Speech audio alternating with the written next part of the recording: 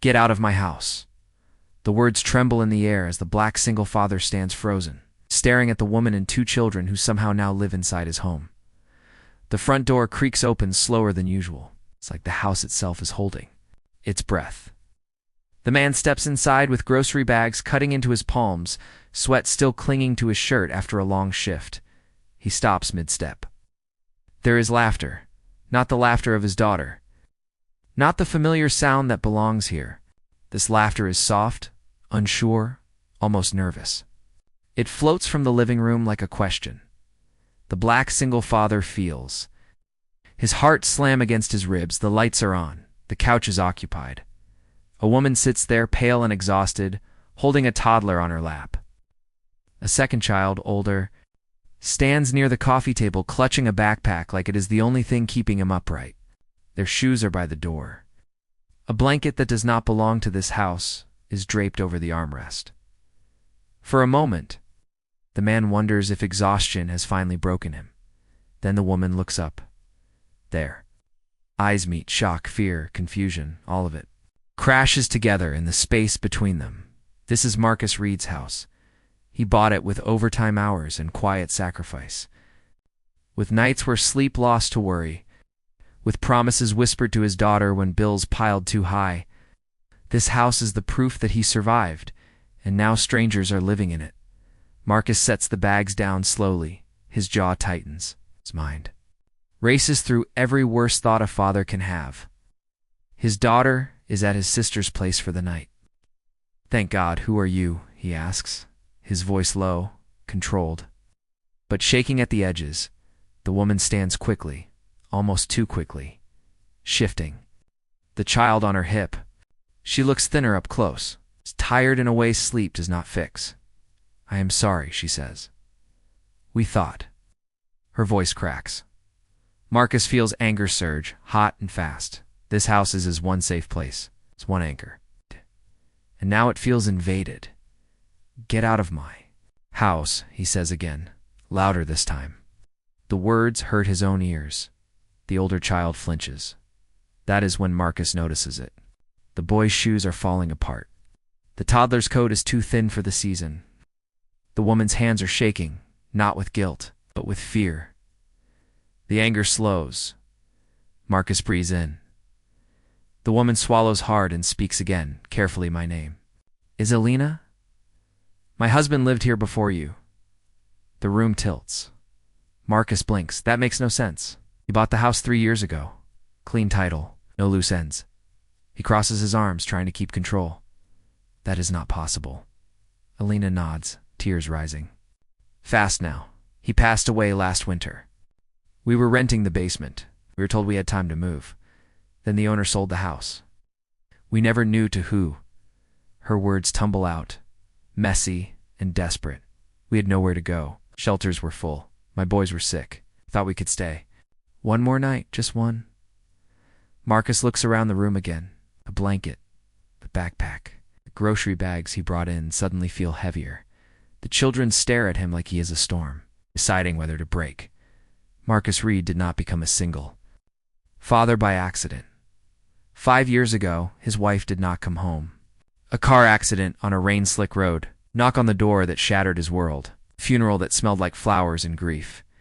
He remembers holding his daughter's small hand, promising her they would be okay.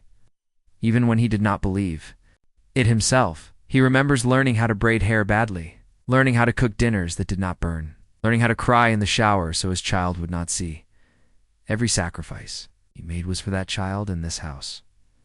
Now this woman stands, here with her own children, fear written into every line of her face. Marcus feels the war inside him begin. This house is his. He earned it, but so did survival teach him something else. He walks to the kitchen, runs a hand over the counter, grounding himself. He thinks of the nights he slept in his car after his wife died because the house felt too empty. He thinks of kindness he received from strangers who did not owe him anything. He turns back. How long have you been here? He asks. Alina hesitates. 2 nights. Marcus exhales slowly. He looks at the kids again. The older one watches him closely, trying to be brave. The toddler clings tighter to Alina, Marcus hears his late wife's voice in his memory. Gentle and firm, do not harden yourself so much that you forget who you are. The anger drains, leaving behind something heavier, but clearer. You cannot stay forever, Marcus says. But you are not leaving tonight. Elena's knees nearly buckle. She presses a hand to her mouth to stop herself from breaking. Thank you, she whispers. Marcus does not respond. He moves instead. He pulls out extra blankets. He makes simple food. He keeps his distance, not out of cruelty, but because trust grows. Slowly, when pain lives close. That night, Marcus sleeps on the couch, listens to the house breathe differently. Full, crowded, alive. He does not sleep much. In the days that follow, Marcus learns their story piece by piece. Elena lost her husband. To illness that came fast and stayed cruel, medical bills took everything. Family disappeared when help was needed most. Jobs slipped through her fingers because childcare cost more than she earned. The boys are quiet but polite. They help clean. They thank Marcus for every small thing. Marcus's daughter returns and adjusts faster than he expects. Recognize need without judgment. She shares toys. She shares space. Marcus watches them and feels something shift. Neighbors notice extra shoes by the door. Whispers begin. Some supportive. Some suspicious. Marcus feels pressure from all sides. This is risky. This could cost him. This is not his responsibility. One night after everyone is asleep, Marcus sits at the table staring at bills. His hands tremble. Fear creeps back in. Then he remembers standing alone at his wife's grave, wondering how he would survive. He survived because someone helped him once. The next morning, Marcus makes calls. He speaks to a housing advocate. He contacts legal aid. He pulls favors from coworkers, stays on hold longer than patience allows. Weeks pass, the house becomes something new. Shared meals, shared laughter, shared grief spoken softly at night. Elena finds work. The boys start school. The walls hear stories again. Finally, the solution arrives. Elena is approved for housing assistance. A small apartment opens nearby. It is not perfect, but it is safe. The night before they leave, Elena stands in the kitchen, tears falling freely. You changed everything for us, she says. Marcus shakes his head. You did the hard part. You survived. The children hug him tight. His daughter cries harder than anyone. The house grows quiet again, but it does not feel empty. Months later, Marcus receives a letter. Inside is a photo. Lena and the boys smiling in front of their new home. On the back, a simple message. Because you chose kindness, we are still standing. Marcus sits at the table and lets the tears fall. Where no one can see, he understands something now. A house is not just walls. It is the choices made inside them.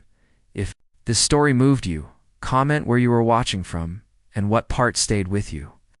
Share your thoughts below and subscribe for more stories that honor quiet strength, compassion, and the moments that change everything.